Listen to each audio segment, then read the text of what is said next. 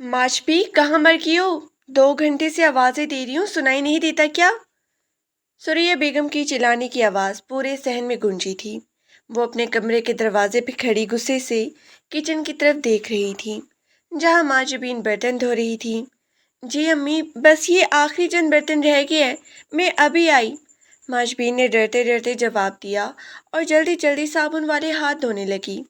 उसके हाथ सर्दी और मुसलसल काम की वजह से सुर्ख हो रहे थे, लेकिन उसे अपनी तकलीफ से ज़्यादा अपनी सतीली माँ के गुस्से की फिक्र थी।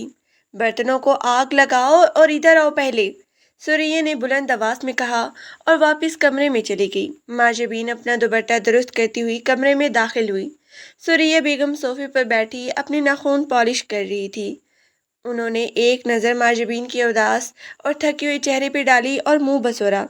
ज़रा अपना ये मनहूस चेहरा देखो आईने में, अभी से इतनी झुर्रियाँ पड़ गई हैं जैसे 50 साल की बुढ़िया हो। कोई देखेगा तो यही कहेगा कि मैंने तुम्हें कैद कर रखा है।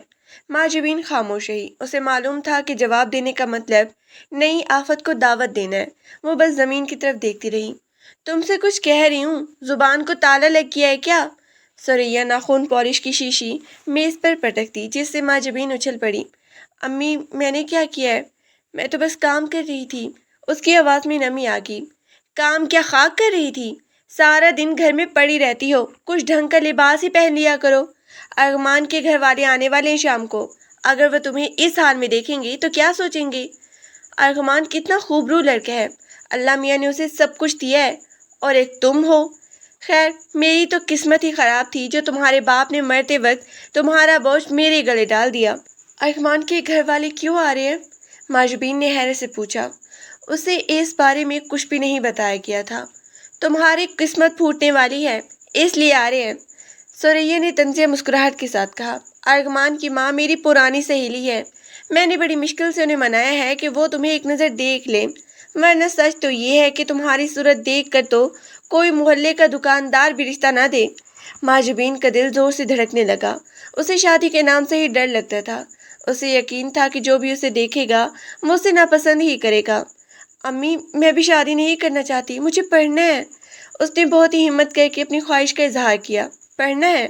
सुरैया बेगम का कहका बुलंद था कि कमरे की दीवारें हिल गई।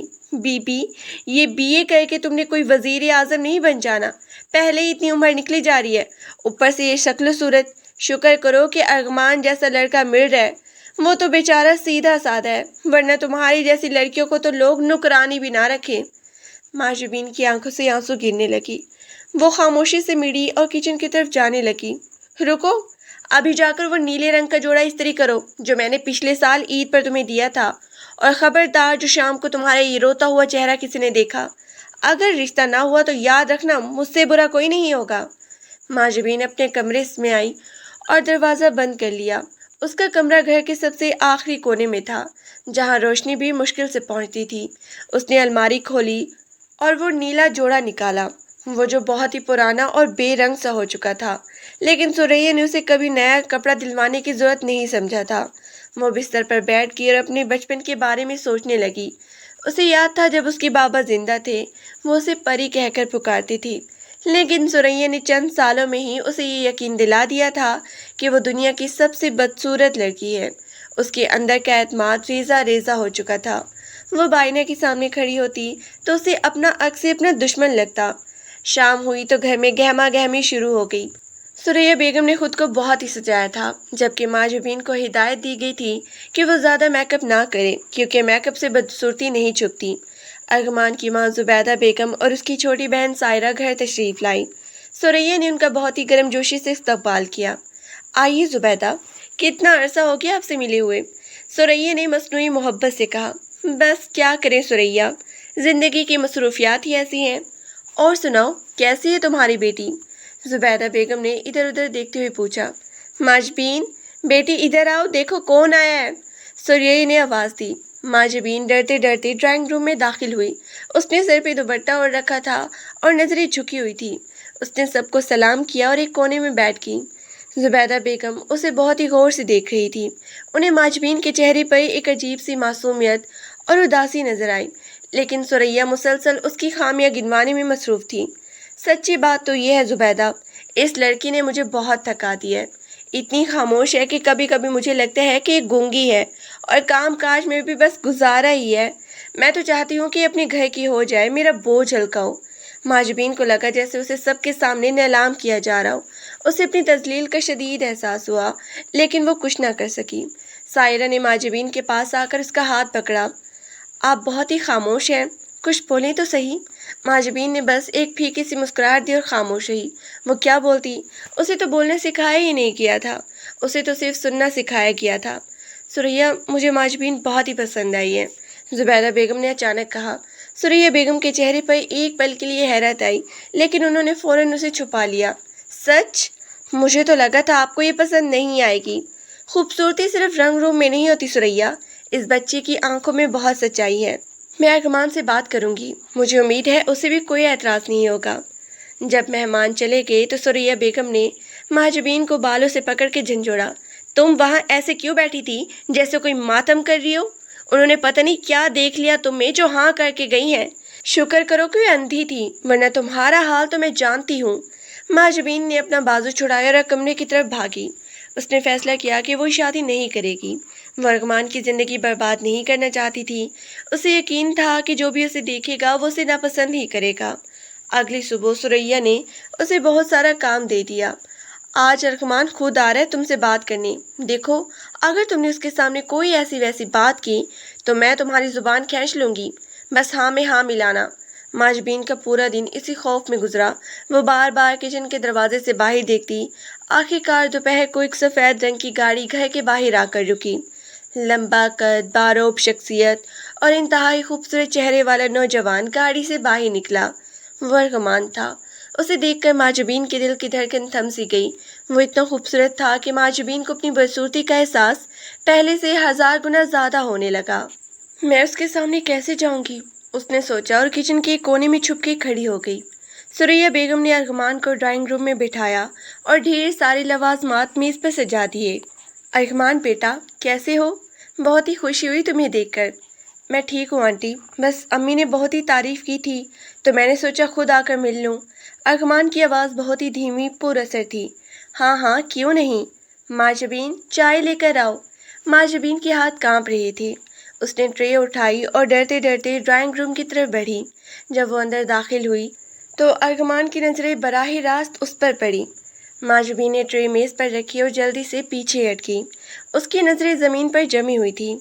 ماجبین بیٹھو یہاں، ثریا نے مصنوعی پیار سے کہا۔ ماجبین صوفے کے ایک کونے پر بیٹھ گئی۔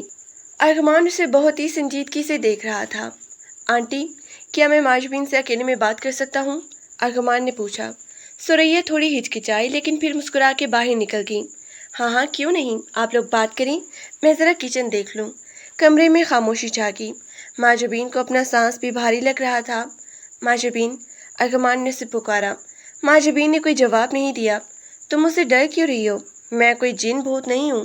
ارغمان کے لہجے میں ایک ہلکی سی شرارت تھی۔ ماجبین نے ہمت کر کے سر اٹھایا اور اسے دیکھا۔ آپ مجھ سے شادی کیوں کرنا چاہتی ہیں؟ اس کا سوال ارغمان کے لیے غیر متوقع تھا۔ کیوں؟ کیا کوئی وجہ ہے کہ میں نہ کروں؟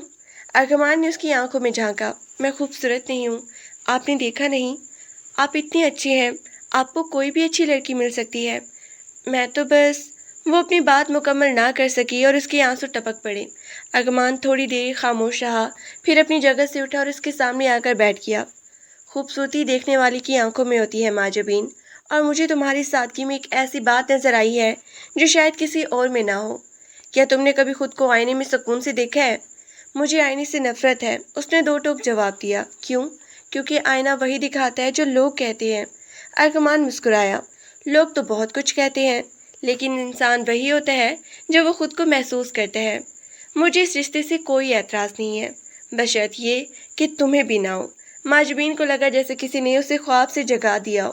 وہ حیران تھی کہ یہ شخص اسے ریجیکٹ کرنے کے بجائے اس سے اس کی پسند پوچھ رہا تھا۔ مجھے کیا اعتراض سکتا ہے، میں تو بوجھ ہی ہوں یہاں۔ اس کے لہجے کی تلخی ارغمان کو محسوس ہوئی۔ ارغمان کچھ کہنا چاہتا تھا، لیکن اسی وقت ثریا بیگم اندر داخل ہوئی۔ ہاں جی، ہوگی بات چیت؟ ارغمان اٹھ کھڑا ہوا۔ جی آنٹی، مجھے کوئی مسئلہ نہیں ہے، آپ امی سے بات کر لیجیے گا، وہ تاریخ طے کر لیں گی۔ جب ارغمان چلا گیا تو ثریا بیگم کی خوشی کا ٹھکانہ نہ تھا۔ انہوں نے ماجبین کو کھینچ کر بیڈ پہ پٹک دیا۔ تم نے کیا جادو کیا اس پہ؟ وہ تو بالکل تیار ہو گیا۔ میں تو سوچ رہی تھی کہ وہ تمہیں دیکھتے ہی بھاگ جائے گا۔ خیر اب آرام سے بیٹھو اور جو میں کہوں وہ کرو۔ تمہاری شادی اگلے مہینے ہوگی۔ ماجبین خاموشی سے اپنی آنسو پوंچھنے لگی۔ اسے سمجھ نہیں آ رہا تھا کہ یہ خوشی کی بات ہے یا غم کی۔ اسے لگ رہا تھا کہ وہ ایک قید خانے سے نکل کر دوسرے میں جا رہی ہے، جہاں شاید اسے اور بھی زیادہ دکھ ملنے والی تھی۔ وہ رات بھر جاگتی رہی، اسے ارکمان کی وہ بات یاد آ رہی تھی۔ خوبصورتی دیکھنے والوں کی آنکھوں میں ہوتی ہے۔ کیا واقعی ارکمان اسے پسند کر چکا تھا، یا یہ بھی سریہ بیگم کے کسی نئی چال کا حصہ تھا؟ اسے یہ معلوم نہیں تھا کہ ارکمان کی زندگی میں داخل ہونا اس کے لیے کتنا بڑا امتحان ثابت ہونے والا ہے۔ اس کے میکے کی تلخیاں تو سامنے تھی، لیکن سسرال کے پردوں کے پیچھے کیا چھپا ہے یہ وہ نہیں جانتی تھی۔ اسی طرح دن گزرنے لگے اور شادی کی تیاریاں شروع ہو گئی۔ سریہ بیگم نے سارا بوجھ ماجبین پر ڈال رکھا تھا۔ اسے کپڑے سینے، گھر کی صفائیاں کرنے اور بازار کے کاموں کے لیے دوڑایا جاتا۔ امی میں تھک گئی ہوں، ایک دن ماجبین نے ہمت کر کے کہا۔ تھک گئی ہو؟ ابھی تو شروعات ہے، وہاں جا کر جب پورے خاندان کی خدمت کرنی پڑے گی تو تب کیا کرو گی؟ ابھی سے مشقت کر لو۔ سریہ نے اسے جھاڑ دیا۔ ماجبین کی زندگی میں سکون کا ایک لمحہ بھی نہیں تھا۔ وہ راتوں کو چھپ کر روتی اور اپنے بابا کو یاد کرتی۔ اسے محسوس ہوتا تھا کہ اس کی ہستی مٹتی جا رہی ہے، لیکن اسے کیا معلوم تھا کہ یہی مٹنا ایک نئے آغاز کی تمہید ہے۔ شادی میں اب صرف 10 دن باقی رہ گئے تھے، لیکن ماجبین کے لیے یہ 10 دن کسی سزا سے کم نہیں تھے۔ گھر میں ہر طرف کپڑوں، لیسوں اور مہمانوں کی فہرستوں کا ڈھیر لگا ہوا تھا، مگر اس سب گہما گہمی میں ماجبین خود کو بالکل تنہا محسوس کر رہی تھی۔ اوئے ماجبین، یہ کیا مٹی کی مورت بنی کھڑی ہو؟ جا کر کچن سے مہمانوں کے لیے شربت بنا کر لاؤ۔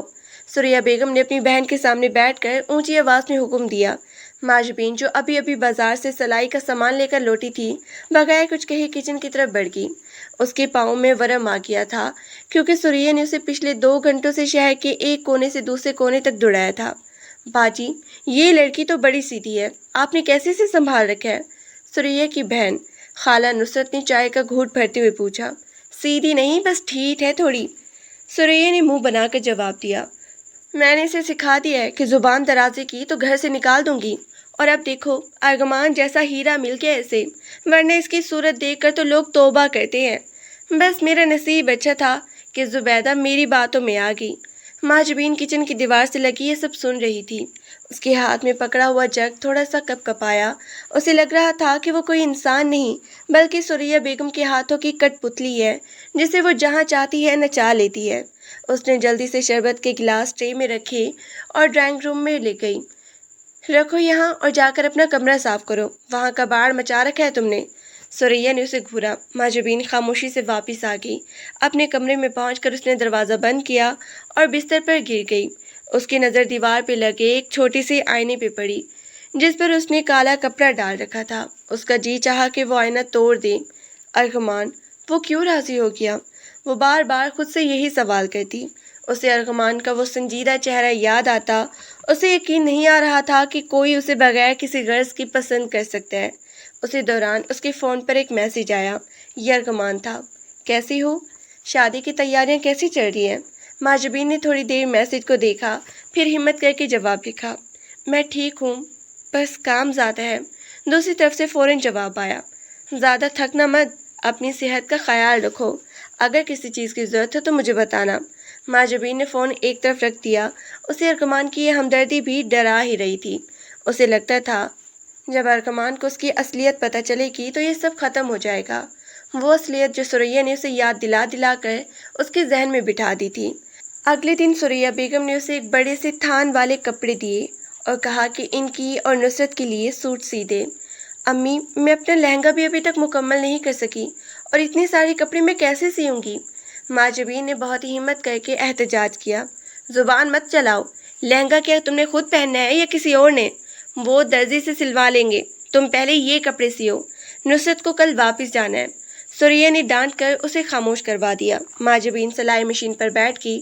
مشین کی مسلسل ٹک ٹک اس کے سر میں درد پیدا کر رہی تھی، لیکن وہ لگی رہی۔ رات کی 2 بج گئے تھے۔ اس کی آنکھیں تھکن سے لال ہو رہی تھیں، مگر سریہ کا حکم تھا کہ صبح تک یہ کام ختم ہو جانا چاہیے۔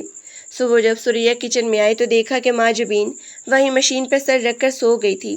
اس نے غصے سے اس کا کندھا جھنجھوڑا۔ اٹھو، یہ کیا ڈرامہ ہے؟ کپڑے تیار ہوئے یا نہیں؟ ماں جبین ہڑبڑا کے اٹھی۔ جی بس تھوڑا سا کام باقی ہے۔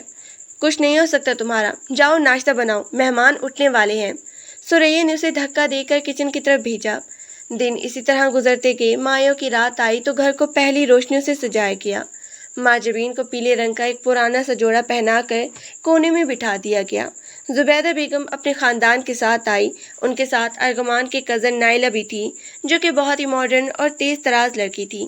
نائلہ نے ماں جبین کو دیکھا اور اپنی سہیلی کے کان میں کچھ کہا، جس پر دونوں ہنس پڑیں۔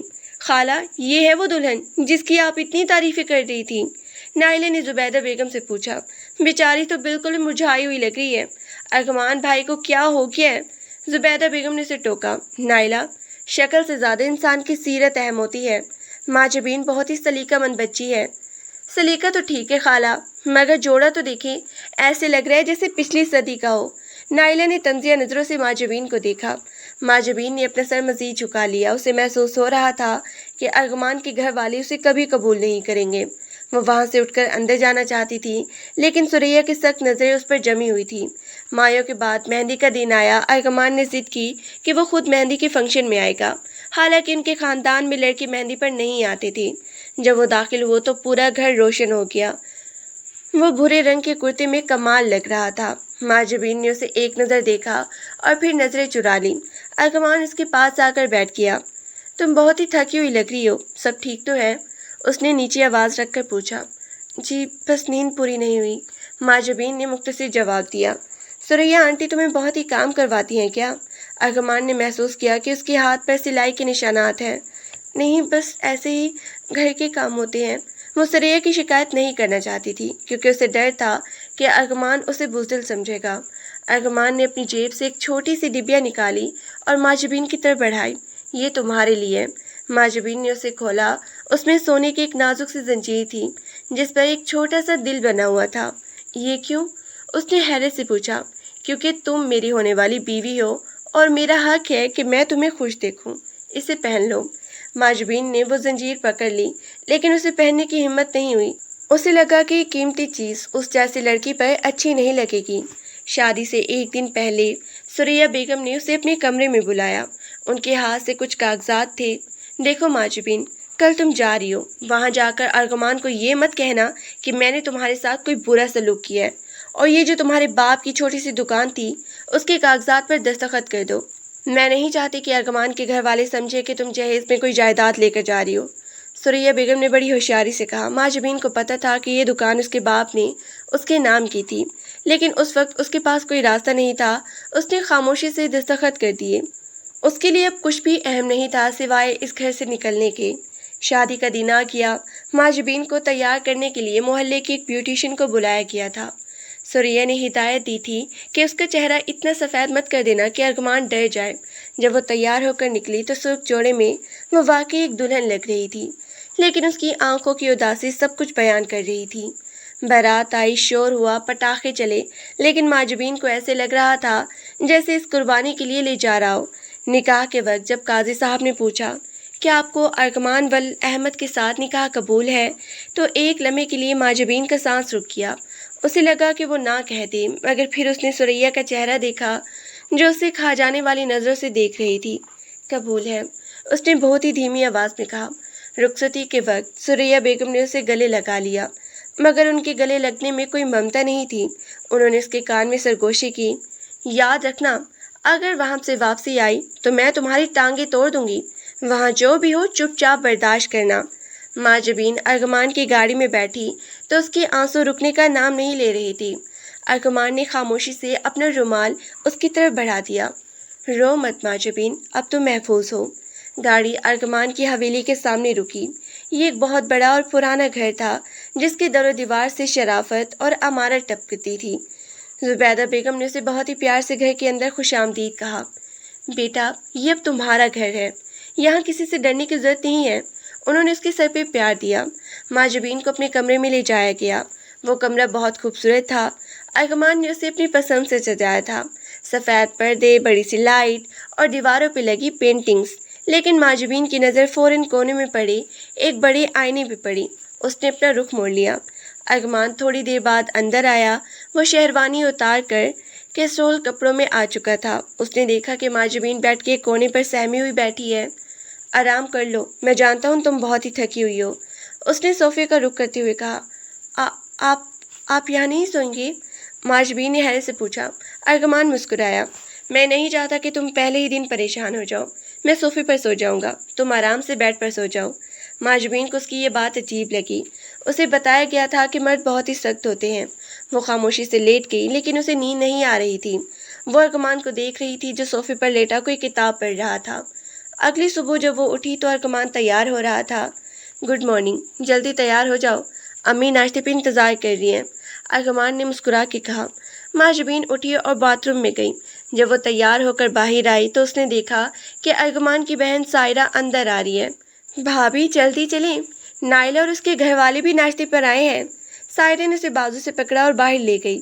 ناشتے کی میز پر بہت ہی لوگ تھے۔ نائلہ نے جیسے ہی ماجبین کو بغیر میک اپ کے دیکھا، اس کے لبوں پر وہی طنزیہ مسکراہٹ آ گئی۔ ارے واہ، دلہن تو صبح صبح اتنا سادہ لگ رہی ہے۔ ارغمان بھائی، آپ نے تو کہا تھا کہ آپ کی بیوی بہت اسپیشل ہے۔ ارغمان نے نائلہ کی طرف دیکھے بغیر جواب دیا۔ وہ بالکل اسپیشل ہے اور اس کی سادگی ہی اس کی سب سے بڑی خوبصورتی ہے۔ نائلہ تم ناشتے پہ توجہ دو۔ ماجبین نے محسوس کیا کہ ارغمان اس کی ڈھال بن رہا ہے، لیکن اسے یہ بھی لگ رہا تھا کہ یہ سب عارضی ہے۔ ناشتے کے بعد زبیدہ بیگم نے اسے گھر کی سیر کروائی۔ بیٹا، یہ اوپر والا پورشن تمہارا اور ارغمان کا ہے، تم اسے اپنی پسند سے سیٹ کر سکتی ہو۔ ماجبین نے دیکھا کہ وہاں ایک چھوٹا سا کمرہ ہے جو بالکل خالی ہے۔ امی، کیا میں اس کمرے کو استعمال کر سکتی ہوں؟ کیوں نہیں بیٹا، تم اس میں جو چاہو کرو۔ ماجبین نے سوچا کہ وہ یہاں اپنی چھوٹی سی دنیا بسائے گی جسے اس نے سریا کے گھر میں چھپا رکھا تھا۔ اسے لکھنا اور تصویریں بنانا پسند تھا، لیکن وہ ڈرتی تھی کہ اگر کسی کو پتہ چلا تو وہ اس کا مذاق اڑائیں گے۔ شام کو ارغمان جب دفتر سے واپس آیا تو وہ ماجبین کے لیے کچھ کتابیں اور رنگ لے کر آیا۔ مجھے سائرہ نے بتایا تھا کہ تمہیں آرٹ میں دلچسپی ہے، یہ دیکھو، شاید تمہیں پسند آئے۔ ماجبین نے وہ رنگ دیکھے اور اس کی آنکھوں میں ایک چمک آ گئی۔ آپ کو کیسے پتہ چلا؟ تمہاری آنکھیں سب بتا دیتی ہیں ماجبین، بس تم اپنی زبان سے کچھ نہیں کہتی۔ ارغمان اس کے قریب بیٹھ گیا۔ سنو، میں جانتا ہوں تمہارا بچپن کیسے گزرا ہے، سریا آنٹی کا رویہ مجھے معلوم ہے، لیکن اب تم ان کے زیر اثر نہیں ہو، یہاں تم وہ کر سکتی ہو جو تم چاہتی ہو۔ ماجبین کی آنکھوں میں آنسو آ گئے۔ ارغمان صاحب، آپ میرے لیے کتنا کچھ کر رہے ہیں، میں تو آپ کے قابل بھی نہیں ہوں۔ ارغمان نے اس کی آنکھوں میں آنسو پہنچی۔ یہ فیصلہ تم مجھ پہ چھوڑ دو کہ تم قابل ہو یا نہیں۔ اب سے تم روزانہ 2 گھنٹے اس خالی کمرے میں اپنا کام کرو گی اور کوئی تمہیں تنگ نہیں کرے گا۔ ماجبین نے کام شروع کر دیا۔ وہ خاموشی سے اس کمرے میں بیٹھ کر اپنی سوچوں کو کاغذ پہ اتارتی۔ ارغمان اکثر چھپ کے اسے کام کرتے کرتے دیکھتا اور اسے بہت ہی سکون ملتا، لیکن گھر میں نائلہ کو آنا جانا رہتا تھا۔ وہ جب بھی آتی ماجبین کو کوئی نہ کوئی تانا ضرور دیتی۔ ایک دن نائلہ نے ماجبین کو کچن میں اکیلا پا کر گھیر لیا۔ سنا ہے تم بڑے اسکیچز بناتی ہو، ذرا اپنا چہرہ بھی بنا کر دیکھو، تمہیں خود پتہ چل جائے گا کہ تم کتنی آرٹسٹک ہو۔ ارغمان بھائی تو بس تم پہ ترس کھا رہے ہیں، ورنہ ان جیسی پرسنالٹی والا بندہ تمہیں کیا دیکھے گا۔ ماجبین کا دل ٹوٹ گیا۔ اس نے وہ رنگ اور برش وہیں چھوڑ دیے اور اپنے کمرے میں جا کر رونے لگی۔ جب ارغمان آیا تو اس نے دیکھا کہ ماجبین بہت اداس ہے۔ کیا ہوا؟ آج تم نے کام نہیں کیا؟ مجھے نہیں کرنا یہ سب، نائلہ صحیح کہتی ہے، میں ایک مذاق بن رہی ہوں، ماجبین نے سسکتے ہوئے کہا۔ ارغمان کا چہرہ سخت ہو گیا۔ نائلہ نے کیا کہا؟ کچھ نہیں، بس وہ سچ ہی تو کہتی ہیں، آپ مجھ پہ احسان ہی تو کر رہے ہیں۔ ارغمان نے اسے بازو سے پکڑ کے کھڑا کیا۔ ادھر دیکھو ماجبین، آئینے کی طرف دیکھو۔ نہیں، مجھے نہیں دیکھنا۔ وہ پیچھے ہٹنے لگی۔ ارغمان نے زبردستی اسے آئینے کے سامنے کھڑا کیا اور اس پر سے وہ کالا کپڑا ہٹایا۔ دیکھو کیا نظر آ رہا ہے۔ ماجبین نے جیسے آنکھیں بند کر لی۔ مجھے کچھ نہیں دیکھنا۔ آنکھیں کھولو، تمہیں ایک ایسی لڑکی نظر آئے گی جس کے اندر ایک پوری کائنات چھپی ہوئی ہے۔ تم بدصورت نہیں ہو، تمہارا ڈر تمہیں بدصورت بنا رہا ہے۔ نائلہ ہو یا سریا آنٹی، ان کی باتوں سے کوئی سچائی نہیں ہے۔ سچ وہ ہے جو میں کہہ رہا ہوں، اور میں کہتا ہوں کہ تم میری زندگی کی سب سے خوبصورت حقیقت ہو۔ ماجبین نے آہستہ سے آنکھیں کھولی۔ آئینے میں اسے اپنا عکس تھوڑا بدلا ہوا لگا۔ شاید ارغمان کی محبت اسے ایک نئی روشنی دے رہی تھی۔ کیا آپ واقعی سچ کہہ رہے ہیں؟ ہاں بالکل سچ، اور اب نائلہ کو بتائیں گے کہ اصل ہنر کیا ہوتا ہے۔ ارغمان نے اگلے ہفتے ایک چھوٹی سی تقریب کا اہتمام کیا جہاں اس نے اپنے کچھ قریبی دوست اور خاندان والوں کو بلایا۔ اس نے ماجبین کے بنائے ہوئے کچھ سکیچز دیوار پہ سجا دیے۔ جب مہمان آئے تو وہ ان پینٹنگز کو دیکھ کر دھنگ رہ گئی۔ یہ کس نے بنائی ہیں؟ یہ تو بہت ہی کمال کام ہے۔ ارغمان نے فخر سے ماجبین کا ہاتھ تھاما۔ یہ میری بیوی ماجبین کا کام ہے۔ نائلہ بھی وہاں موجود تھی۔ اس کا چہرہ زرد پڑ گیا۔ اس نے کبھی سوچا بھی نہیں تھا کہ یہ دبکی ہوئی لڑکی اتنا بڑا ٹیلنٹ رکھتی ہوگی۔ ماجبین نے پہلی بار لوگوں کی آنکھوں میں اپنے لیے حقارت نہیں بلکہ ستائش دیکھی۔ اسے لگا جیسے اس کے اندر کا بوجھ ہلکا ہو گیا ہے۔ سریہ بیگم کو جب پتہ چلا کہ ماجبین وہاں بہت خوش ہے اور مشہور ہو رہی ہے تو ان کے ادر کی آگ بھڑک اٹھی۔ انہوں نے فیصلہ کیا کہ وہ ماجبین کا ماضی ارغمان کے سامنے لائیں گی تاکہ اس کی خوشیاں چھین سکے۔ ایک دن سریہ بیگم بغیر بتائے ارغمان کے گھر پہنچ گئی۔ ان کے ہاتھ میں ایک پرانی تصویر اور کچھ خطوط تھے۔ زبیدہ، دیکھو میں تمہیں کیا دکھانے آئی ہوں۔ تم جس لڑکی کو اتنی عزت دے رہی ہو اس کا ماضی کیا ہے یہ بھی جان لو۔ سریہ نے زہر اگلنا شروع کیا۔ ماجبین جو ابھی سیڑھیوں سے اتر رہی تھی سریہ کو دیکھ کر وہیں رک گئی۔ اس کا دل زور سے دھڑکنے لگا۔ اسے پتا تھا کہ سریہ اب کوئی نیا طوفان کھڑا کرنے والی ہے۔ کیا بات ہے سریہ، تم اتنی پریشان کیوں ہو؟ زبیدہ بیگم نے پوچھا۔ یہ دیکھو، ماجبین کے اسکول کے زمانے کے خطوط۔ یہ ایک آوارہ لڑکی کو لکھا کرتی تھی۔ میں نے تو اس کی شرم کی وجہ سے چھپا رکھا تھا لیکن اب مجھے لگا کہ تمہیں بتانا ضروری ہے۔ یہ لڑکی شروع سے ایسی ہے۔ سریہ نے وہ خط میز پر پھینک دیے۔ ماجبین کے پیروں تلے سے زمین نکل گئی۔ یہ سراسر جھوٹ تھا۔ اس نے کبھی کسی کو خط نہیں لکھا تھا۔ اسے یاد آیا کہ یہ خط سریہ نے خود لکھے تھے تاکہ اسے بدنام کر سکے اور اس کے بابا کی نظروں میں اسے گرا سکے۔ ارغمان بھی وہیں موجود تھا۔ اس نے وہ خط اٹھائے اور پڑھنے لگا۔ ماجبین کا سانس رک گیا تھا۔ اسے لگا کہ اب ارغمان اسے گھر سے نکال دے گا۔ ارغمان، یہ جھوٹ ہے۔ ماجبین کی آواز بامشکل نکلی۔ ارغمان نے خطوط پڑھے اور پھر سریہ کی طرف دیکھا۔ اس کی آنکھوں میں غصہ نہیں بلکہ ایک عجیب سا اطمینان تھا۔ آنٹی، آپ نے بہت دیر کر دی۔ کیا مطلب؟ سریہ حیران رہ گئی۔ مطلب یہ کہ یہ خطوط جس کاغذ پہ لکھے گئی ہیں اس پر اسکول کی مہر لگی ہوئی ہے اور ماجبین جس اسکول میں پڑھتی تھی وہاں کا پرنسپل میرا قریبی دوست ہے۔ میں نے آپ سے شادی سے پہلے ہی ماجبین کے بارے میں سب کچھ پتہ کروا لیا تھا۔ مجھے پتہ ہے کہ آپ نے اسے کتنا تنگ کیا ہے اور یہ خطوط بھی آپ ہی کی کارستانی ہے۔ سریہ کا رنگ فک ہو گیا۔ تم کیا کہہ رہے ہو؟ میں یہ کہہ رہا ہوں کہ اب آپ کا ڈرامہ ختم ہو گیا ہے۔ ماجبین اب میری بیوی ہے اور اس پر اٹھنے والی انگلی کا جواب میں دوں گا۔ اب آپ بہتر ہے کہ یہاں سے چلی جائیں اس سے پہلے کہ میں پولیس کو بلا لوں۔ سریہ بیگم کی زبان گنگ ہو گئی۔ وہ وہاں سے بھاگنے میں ہی عافیت سمجھی۔ ماجبین وہیں فرش پہ بیٹھ کے رونے لگی۔ یہ پہلی بار تھا کہ کسی نے اس کے لیے حق کی جنگ لڑی تھی۔ سریہ بیگم کے جانے کے بعد کمرے میں ایک عجیب سی خاموشی چھا گئی تھی۔ ایسی خاموشی جس میں صرف ماجبین کی سسکیوں کی آواز سنائی دے رہی تھی۔ وہ فرش پر بیٹھی اپنے چہرے کو ہاتھوں میں چھپائے رو رہی تھی۔ اسے یقین نہیں آ رہا تھا کہ ارغمان نے نہ صرف اس پہ یقین کیا بلکہ اسے اس ذلت سے بھی بچا لیا جو سریہ نے اس کے لیے تیار کی تھی۔ ارغمان آہستہ سے اس کے قریب جھکا اور اس کے کندھے پہ ہاتھ رکھا۔ ماجبین، بس کرو، وہ چلی گئی ہیں۔ اب کوئی تمہیں کچھ نہیں کہے گا۔ ماجبین نے سر اٹھا کر ارغمان کی طرف دیکھا۔ اس کی آنکھیں رونے کی وجہ سے سوج گئی تھیں اور ناک کی نوک گلابی ہو رہی تھی۔ آپ کو مجھ پہ اتنا یقین کیسے تھا؟ اگر وہ خط سچ ہوئے تو؟ ارغمان کے لبوں پر ایک ہلکی سی مسکراہٹ آئی۔ اس نے ماجبین کا ہاتھ تھام کر اسے اٹھنے میں مدد دی۔ سچ اور جھوٹ کا پتہ انسان کی آنکھیں دیکھ کر پتہ چل جاتا ہے ماجبین، کاغذ کے ٹکڑوں سے نہیں۔ اور پھر میں نے تمہیں بتایا تھا نا، میں تمہارے بارے میں سب جانتا ہوں۔ اب چلو منہ ہاتھ دھو لو، امی پریشان ہو رہی ہوں گی۔ ماجبین نے اس بات میں سر ہلایا اور باتھ روم کی طرف بڑھ گئی۔ آئینے کے سامنے کھڑی ہو کر جب اس نے اپنا چہرہ دیکھا تو اس سے پہلی بار اس میں وہ بدصورتی نظر نہیں آئی جس کا ذکر سریہ کیا کرتی تھی۔ اسے لگا جیسے ارغمان کی محبت نے اس کے چہرے کے گرد چھائے ہوئے اندھیروں کو صاف کر دیا ہے۔ رات کا وقت تھا۔ ارغمان صوفے پر بیٹھا اپنی فائل سیکھ رہا تھا۔ ماجبین بیڈ پر بیٹھی کوئی کتاب پڑھنے کی کوشش کر رہی تھی لیکن اس کی نظریں بار بار ارغمان کی طرف جا رہی تھی۔ کچھ کہنا چاہتی ہو؟ ارغمان نے فائل سے نظریں ہٹائے بغیر پوچھا، جیسے اسے پتا ہو کہ اسے دیکھا جا رہا ہے۔ ماجبین ہڑبڑا گئی۔ میں بس یہ سوچ رہی تھی کہ آپ صوفے پر کیوں سوتے ہیں؟ آپ کو تکلیف ہوتی ہوگی۔ ارغمان نے فائل ایک طرف رکھی اور گہرا سانس لیا۔ وہ اٹھ کر بیڈ کے پاس آیا اور اس کے سامنے والے صوفے پر بیٹھ گیا۔ میں نہیں چاہتا کہ تم میری موجودگی سے ڈرو، میں تمہیں وقت دینا چاہتا تھا تاکہ تم اس گھر اور مجھ سے مانوس ہو جاؤ۔ میں اب ڈرتی نہیں، ماجبین نے بہت ہی دھیمی آواز میں کہا، جیسے یہ اعتراف کرنا اس کے لیے بہت ہی بڑی بات ہو۔ ارغمان کی آنکھوں میں ایک چمک آ گئی۔ واقعی؟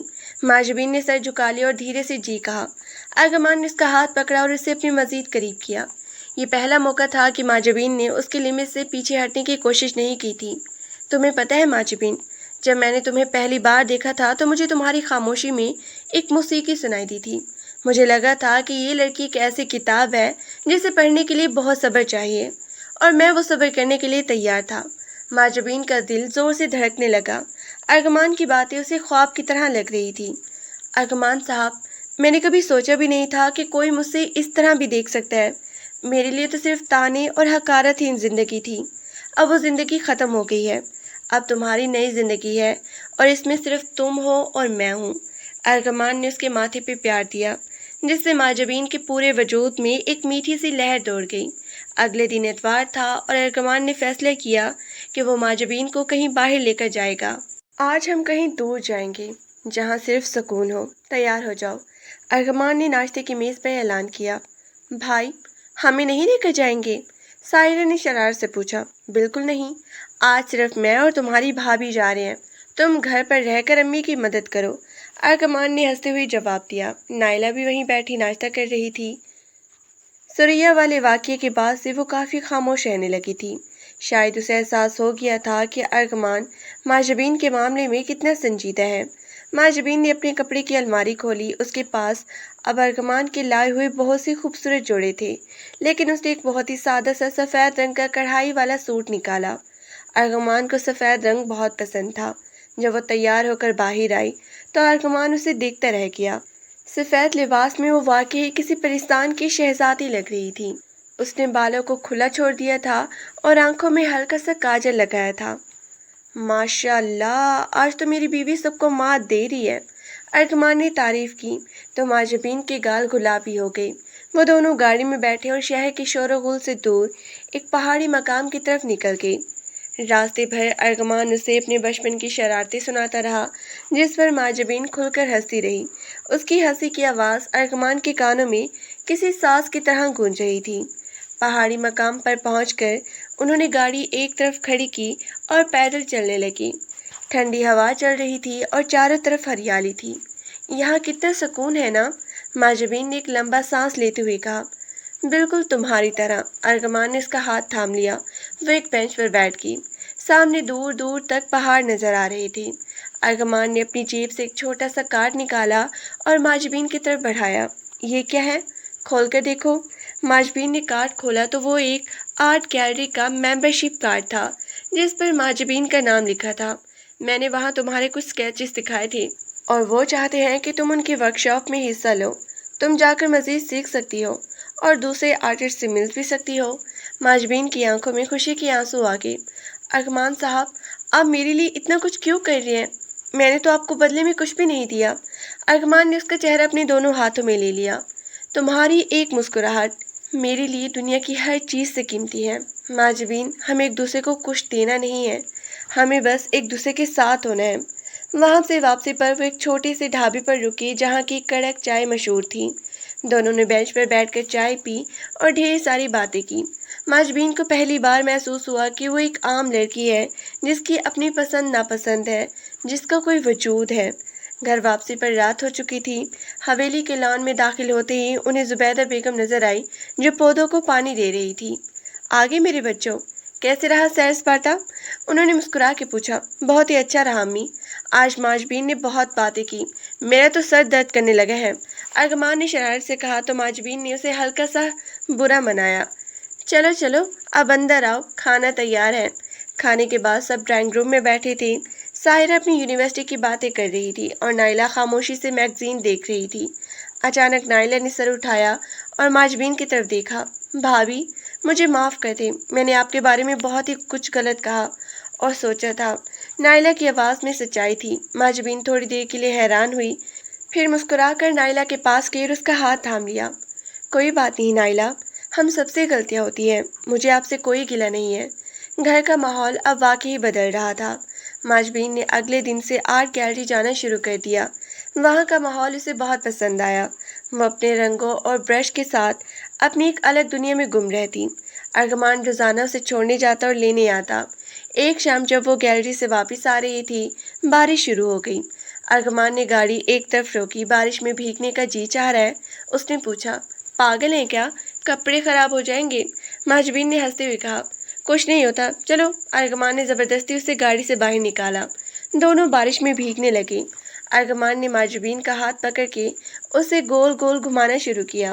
वो दोनों बच्चों की तरह हंस रहे थे। बारिश की बूंदें जब माजबीन के चेहरे पे गिर रही थी तो अर्गमान को लगा कि इससे ज्यादा खूबसूरत मंजर उसने आज तक नहीं देखा। तुम्हें पता है माजबीन, मैंने कभी नहीं सोचा था कि मैं किसी से इतनी मोहब्बत करूंगा। अर्गमान ने उसे अपने करीब करते हुए कहा। माजबीन ने उसके सीने पे सर रख दिया। और मैंने कभी नहीं सोचा था कि मैं मोहब्बत के काबिल होंगी। घर पहुंचकर दोनों बिल्कुल शराबोर थे। जुबैदा बेगम ने उन्हें देखा तो डांटने लगी। तुम दोनों पागल हो गई हो क्या? बीमार हो जाओगी। जल्दी जाके कपड़े बदल लो और मैं कहवा बनाकर लाती हूँ। कमरे में आकर अर्गमान ने तौलिया माजबीन की तरफ बढ़ाया। माजबीन के बाल गीले होकर उसके चेहरे पर चिपक गई थी। अर्गमान ने आहिस्ता से उन बालों को उसके चेहरे से हटाया। उनके दरमियान एक पुरसुकून कुर्बत थी। माजबीन, मैं चाहता हूँ कि अब हम अपनी जिंदगी के उस सफर को एक कदम और आगे बढ़ाएं। अर्गमान की आवाज में एक संजीदगी और गहराई थी। माजबीन ने उसकी आंखों में देखा और खामोशी से सर हिला दिया। उस रात उनके दरमियान की आखिरी दीवार भी गिर गई थी। कुछ हफ्ते गुजरे तो माजबीन की पहली बड़ी पेंटिंग मुकम्मल हो गई। उसने एक ऐसी औरत की तस्वीर बनाई थी जो अंधेरे से निकलकर रोशनी की तरफ जा रही थी और इसकी आंखों में एक फातहाना चमक थी। इसका नाम क्या रखोगी? अर्गमान ने पेंटिंग को देखते हुए पूछा। इसका नाम होगा उम्मीद, माजबीन ने जवाब दिया। पेंटिंग की नुमाइश हुई और उसे बहुत ही सराहा गया। माजबीन अब सिर्फ अर्गमान की बीवी नहीं थी, बल्कि उसकी अपनी एक पहचान बन रही थी। इसकी कामयाबी पर सबसे ज्यादा खुशी अर्गमान था। एक दिन अर्गमान के दफ्तर में एक बड़ी पार्टी थी जिसमें शहर के तमाम बड़े बिजनेसमैन मौजूद थे। अर्गमान चाहता था कि माजबीन उसके साथ चले। अर्गमान साहब, वहाँ तो बहुत बड़े बड़े लोग होंगे, मैं वहाँ कैसे लगूंगी? माजबीन को फिर से थोड़ी हिचकिचाहट हुई। तुम वहाँ मेरी ताकत बन के चलोगी माजबीन। अब वो पुरानी माजबीन नहीं रही हो जो कोनों में छुपती थी। अब तुम एक कामयाब आर्टिस्ट हो। पार्टी वाले दिन माजबीन ने गहरे नीले रंग की साड़ी पहनी जिस पर हल्का सा चांदी का काम था। उसके साथ उसने अर्गमान की दी हुई वो सोने की जंजीर पहनी थी। जब वो हॉल में दाखिल हुए तो सबकी नजरें उन पर ठहर गई। अर्गमान ने बड़े फख्र से सबको अपनी बीवी से मिलवाया। माजबीन ने बहुत ही एतमाद के साथ सबसे बात की। उसे अब किसी के फैसले का खौफ नहीं था। उसे पता था कि वो जैसे भी है अर्गमान के लिए बेहतरीन है। पार्टी के दौरान अर्गमान को किसी काम से थोड़ी देर के लिए दूर जाना पड़ा।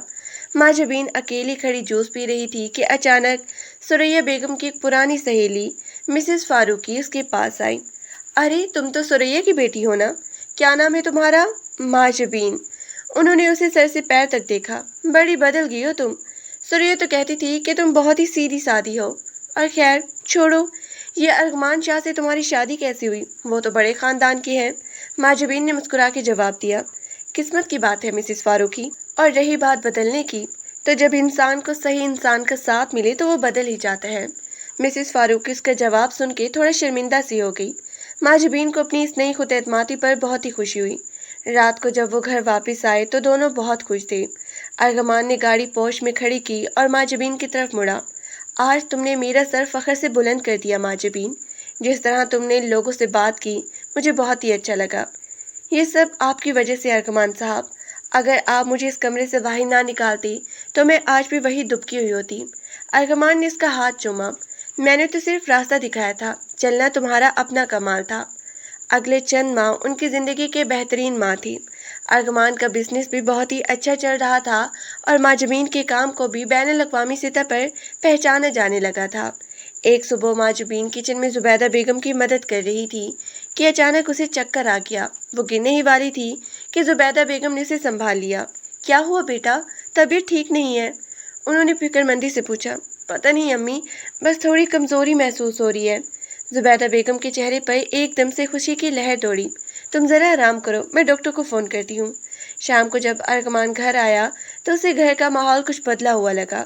زبیدہ بیگم اور سائرہ بہت ہی خوش تھی اور مٹھائی بانٹ رہی تھی۔ کیا ہوا اماں، کوئی بڑی ڈیل سائن ہوئی ہے کیا؟ ارغمان نے ہنستے ہوئے پوچھا۔